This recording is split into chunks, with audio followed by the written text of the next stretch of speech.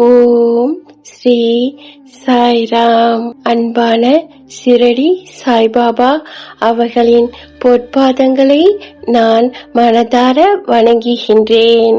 அன்பான பகவான் ஸ்ரீ சத்ய சாய்பாபா அவர்களின் பொற்பாதங்களை நான் மனதார வணங்குகிறேன். வாங்க சாய் சகோதர சகோதரிகளே, இன்று பகவான் சத்ய சாய்பாபா அவர்கள் கூறிய அருள்வுரையை நாம் இந்த பதிவின் மூலம் காணலாம். உண்மையான புனிதர்களாகவும் பக்திமான்களாகவும் மாற நாம் என்ன செய்ய வேண்டும்?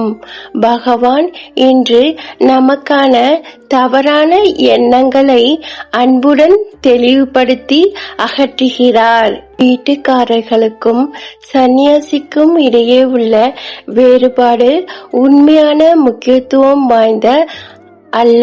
காவி அங்கி அணிவதால் மற்றும் ஒரு மனிதனை கடவுள் பக்தனாக மாற்றிவிட முடியாது. மந்திரங்கள் உச்சரிப்பதால் ஒருவரின் பாவங்கள் கழுவப்படாது. கீதையை ஏந்தி கோஷமிடுவதால் ஒருவனை புண்ணியம் மாக்காது.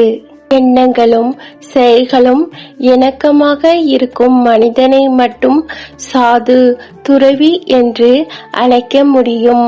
சாதுக்கள் யார்? காவி அங்கி அணிபவர்கள் மட்டும் அல்ல, அனைவரும் சாதுக்கள். எல்லா உயிரினங்களுக்கும் சாதுத்துவ நன்மை மற்றும் தூய்மை உள்ளார்ந்ததாக உள்ளது.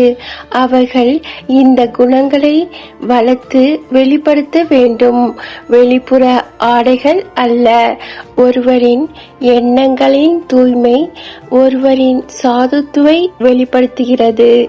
சாதுவாக மாறுவதற்கு ஆரஞ்சு நிற ஆடையை அணிய வேண்டிய அவசியம் இல்லை. இதயம் தூய்மையாக இருக்க வேண்டும். சீதையை கடத்த ராவணன் துறவி வேடம் போட்டான். அவனுடைய ஆடை அவனுடைய தீய நோக்கத்தை மறைத்தது. தீய குணங்களை கைவிட வேண்டும்.